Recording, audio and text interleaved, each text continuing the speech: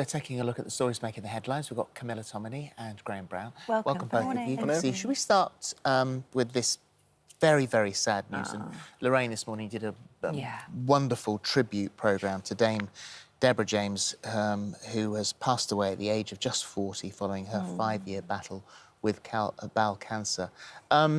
In a heartbreaking Instagram post, her family announced the news, which included words from Deborah. And she says, and a few final things from Deborah. Find a life worth enjoying, take risks, love deeply, have no regrets, and always, always have rebellious hope. And finally, check your poo. It could save your life. I was listening this morning to the tributes on the radio, and so many people were saying that she achieved so much in that short space of time, more than a lot of people do in a whole lifetime. Absolutely, in terms of raising awareness of bowel cancer, raising actual physical funds. So I think that fund is now up to 7 million. Yeah, it's she had only intended to raise $250,000 at best. I mean, I think, like a lot of people, I shed a bit of a tear on the school run because you just think about her children and the fact that she's just 40. I mean, it's no age at all. But she was phenomenal. And sometimes we get, you know, in a generation, these charitable campaigners that basically sacrifice themselves in order to help others. And she was extremely candid on that podcast and indeed on social media.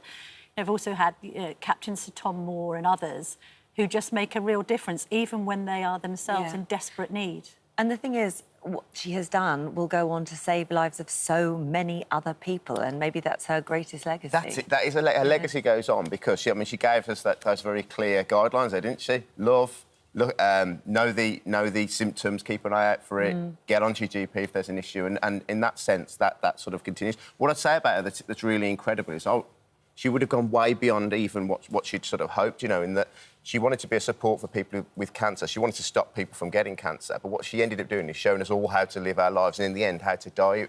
It's a remarkable legacy. Yeah, well, our love to a son Hugo, daughter Eloise, and husband Sebastian. Yeah, huge love to you. And yeah, we're sending big hugs. Amazing, amazing lady. Ghislaine Maxwell, sentenced to 20 years in a US prison for helping former financier Jeffrey Epstein abuse young girls. Convicted in December of recruiting and trafficking 4 teenage girls for sexual abuse by Epstein, her then boyfriend. We are hearing that she will probably appeal. One of her accusers said outside the court in New York that she should stay in prison for the rest of her life. I don't think that the verdict was much of a surprise here. I mean, there was a sense to which she was banged to rights. I think she has acknowledged victims finally in the statement that she's released after court. And yes, I'm sure her legal team will want to appeal it, but obviously the wider ramifications is, once again, it's going to shine the spotlight on the Duke of York and his relationship with both her and Jeffrey Epstein.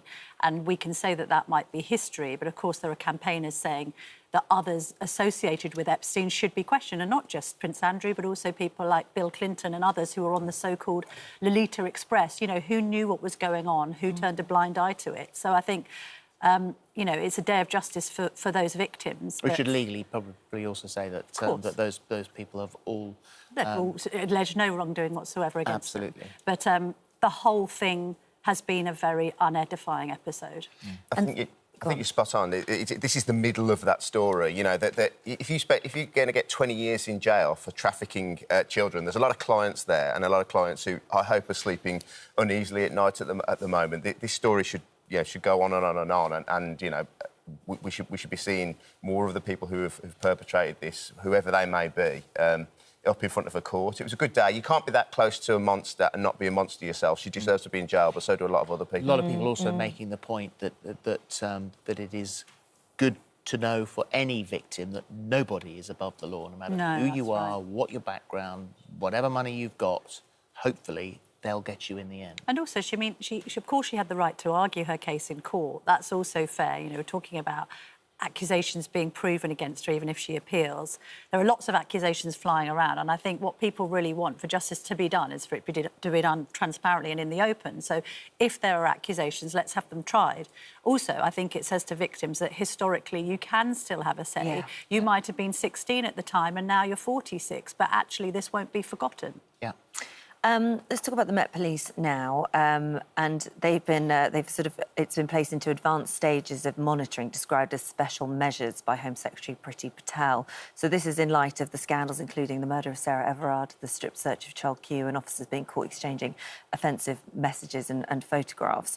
So they're talking about this kind of scrutiny. They're going to be under, it's through this Engage process, which provides additional scrutiny and support to help it make improvements. So how is this going to work, and is this going to be enough? Well, more needs to happen. I mean, they were talking about 70,000 unregistered crimes, a quarter of stop and search being done wrong.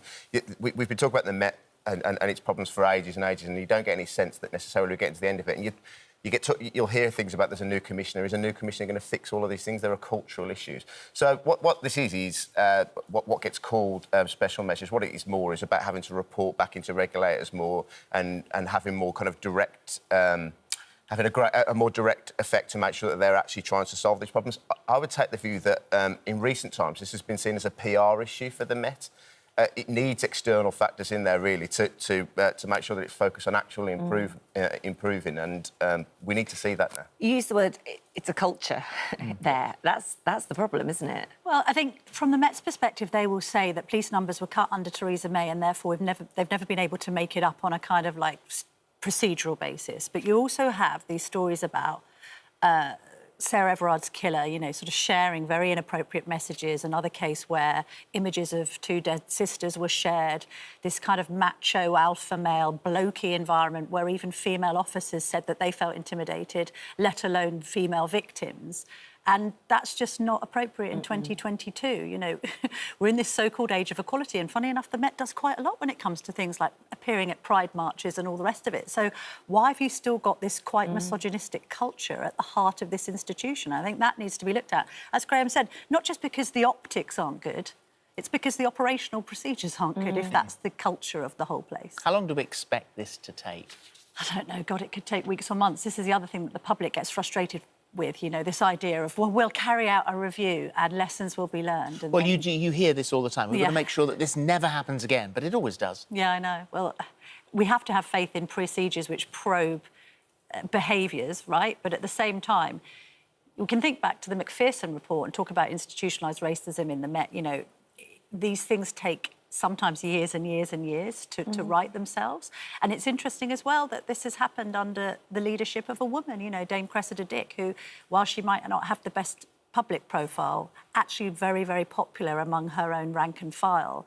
A woman is at the helm and still this happens, which is depressing, frankly, for women. So do you think it's because people within those sort of groups or whatever, if they knew things, you said that they were sending pictures that were inappropriate, is it because they can't then share that with someone or take that higher and complain about it? Is there not a system in place for that? Is that what it is? I think, again, it's a cultural thing. I think there's kind of a sense that, well, if we get the job done, and I think to answer your question, Philip, I think that this is the expectation would be that there is always continual improvement. But you just look at it. I mean, stop and search. There's been problems with stop and search for the whole time I've been alive. Yeah. It's really frustrating to kind of see. And they're not going to fix it, but I'm not sure that there's actually been a culture where they're trying to, and that's what has to start from there. Also, to be fair to the coppers themselves, the vast majority of whom do an astonishing job keeping us safe, and they're running towards danger while we're running away.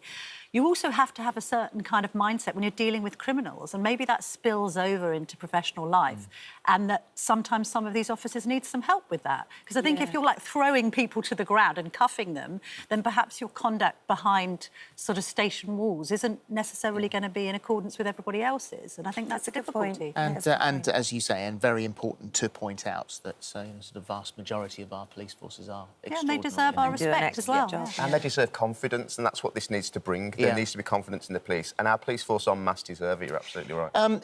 Interested to get your take on this one, because it's interesting. When Boris Johnson said this, there's a knee-jerk reaction. That's not right. That's not right. If you look at what he's actually said, I wonder how you feel. Boris Johnson's claimed that Vladimir Putin would not have invaded Ukraine if he was a woman, and believes that the war is the perfect example of toxic masculinity.